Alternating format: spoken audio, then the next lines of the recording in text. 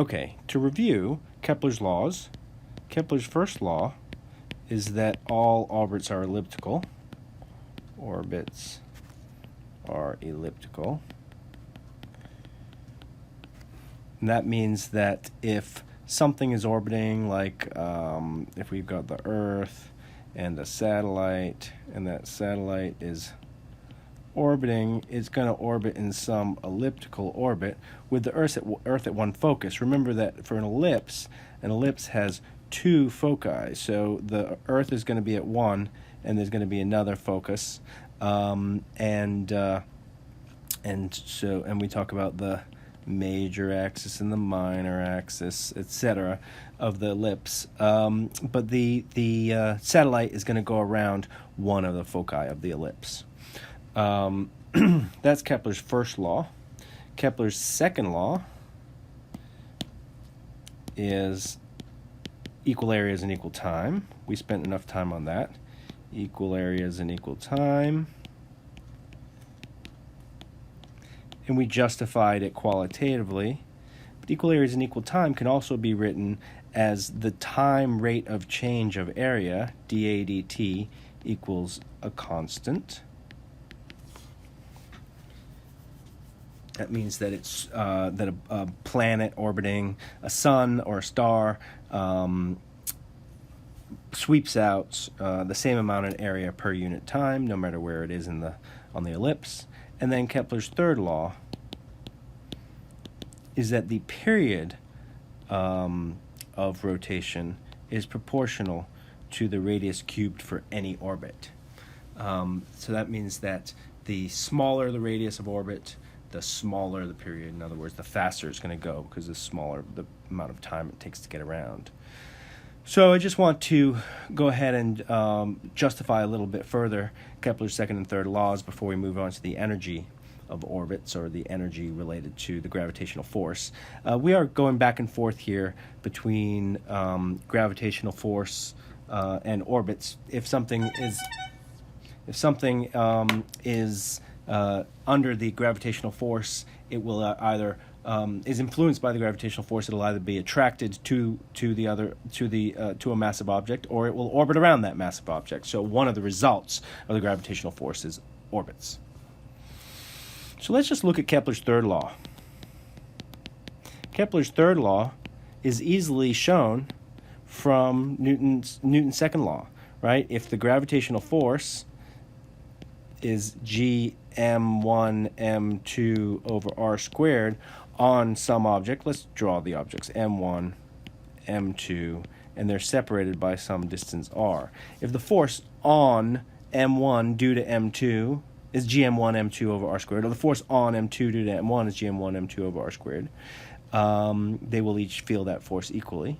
In any case, if we're talking about, let's fix m1 and just look at m2. So we'll pin this in place. Let's go ahead and pin this in place, right? So pin it down. That's a pin. And look at the motion of m2. So we can say that the net force, F net, equals ma. If this is orbiting, right, m1 is pinned down, m2 is orbiting m1, then the net force is going to be the gravitational force, g m1 m2 over r squared, equals m2 v squared over r, right? That we're looking at the net force on m2, and the acceleration of m2 is v squared over r. Well, since v is equal to 2 pi r over t, at least assuming it's a circular orbit, we can at least do this argument easily for a circular orbit. If it's 2 pi r over t, then we can write that g m1 m2 over r squared is equal to m2 times 2 pi r over t squared divided by r. So just plugging in 2 pi r over t for v. We then go ahead and solve that equation, and we end up getting that you can see on the right-hand side, we're going to get a t squared. On the left-hand side, we're going to get a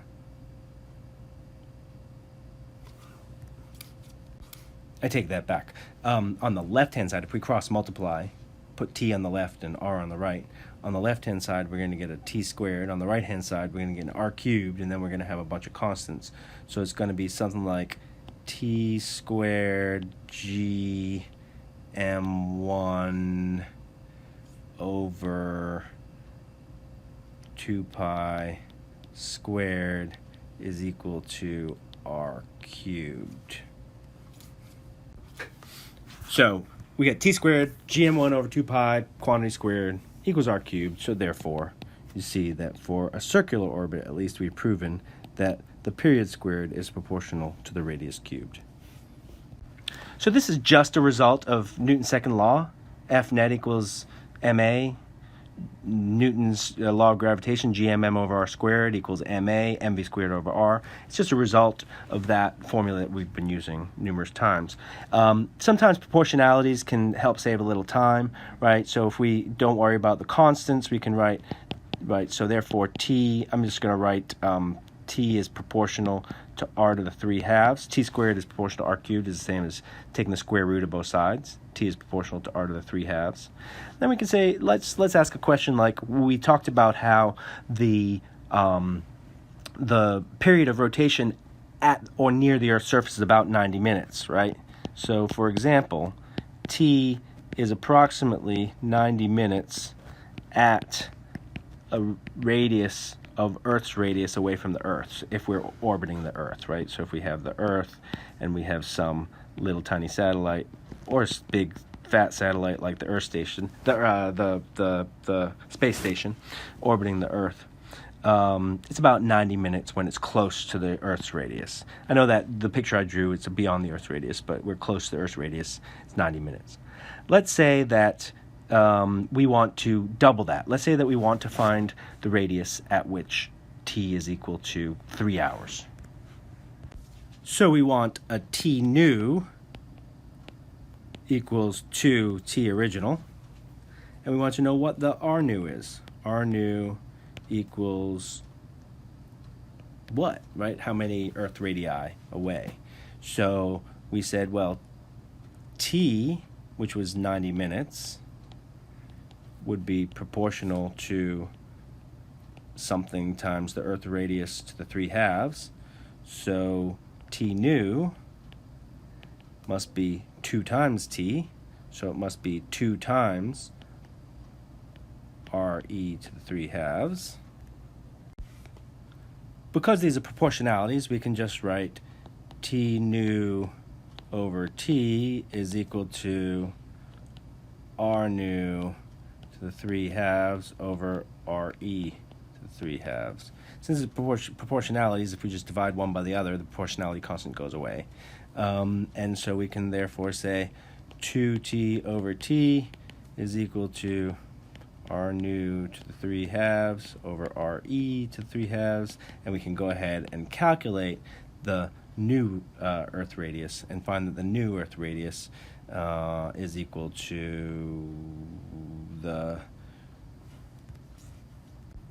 the new radius of orbit is equal to, we cross multiply again and we get 2 re to 3 halves equal r new to 3 halves, take the 2/3 power of both sides, and we get that the r new equals 2 to the 2/3 times re, which I think is about 1.6 times the Earth's radius. An orbital radius of 1.6 times the Earth's radius. So it's a 6/10 again as far from the surface of the Earth. So the new orbit would be 1.6 re. So that's Kepler's third law. Let's move back to Kepler's second law. Equal areas and equal time, dA dt equals a constant. Kepler's second law. Just want to justify this one. There's a quick mathematical derivation we can do to justify this one. Let's look at the focus of the ellipse. The focus of the ellipse, the thing that's being orbited around, and some small area of which the thing that is orbiting is traveling through. So this is the perhaps the sun, this is perhaps the Earth, or anything that is orbiting around anything. Let's say that it moves through some angle, d theta, a small angle. If we make it infinitesimally small, then we can do this math quite easily. A small angle d theta, then in the time that it takes to move that small angle d theta, the Earth will move a distance, where r is the distance from the sun to the Earth, of r d theta. That's arc length, r d theta. The area of this triangle-ish kind of thing, it's got a curved end, but that curved end can be approximated as being straight if d theta is small. And when we're doing infinitesimal things, dA dt, then we can assume that they're so small that we can make these kinds of approximations. The area dA is equal to the 1/2 times the height times the width. 1/2 times r times r d theta. So dA is equal to 1/2 r squared d theta. So that's the area. In that infinitesimally small time, r does not change, but theta is changing, so we've got d theta. So if we take the derivative dA dt on the left-hand side, on the right-hand side, the only thing that changes d theta, so d theta turns into d theta dt. So let's go ahead and rewrite that. So now we want to look a little closer at this equation, but in order to do so, we really need to use rotational motion, which were the chapters that we didn't really look closely at, and I'm actually going to do more in the 200 level physics for those of you who are taking that.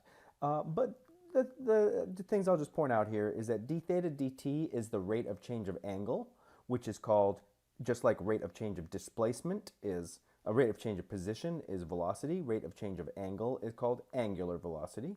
So that is angular velocity. And angular velocity is given by the Greek letter omega.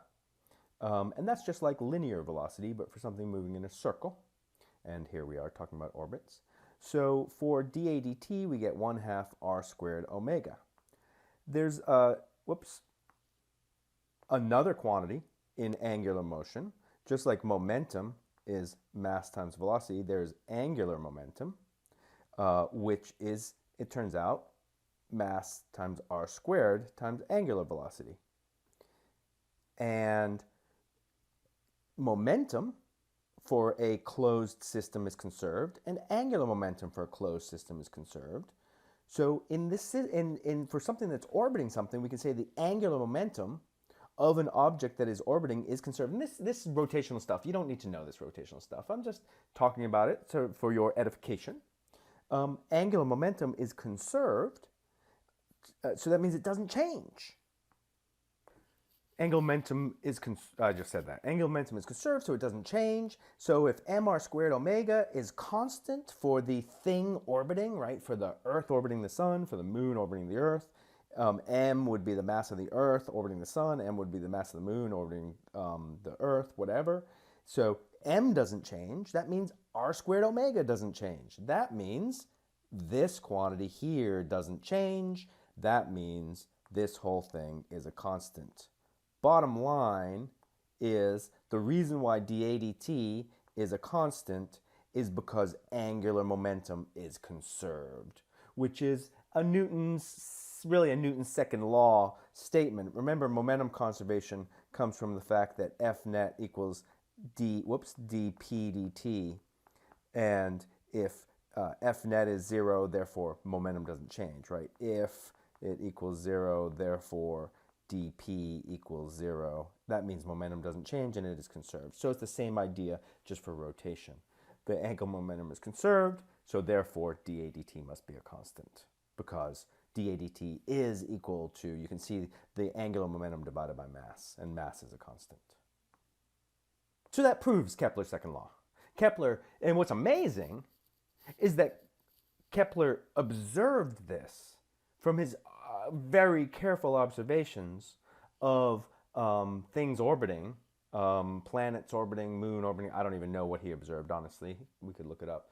But Kepler observed this, and Newton was able to prove it from the conservation principles.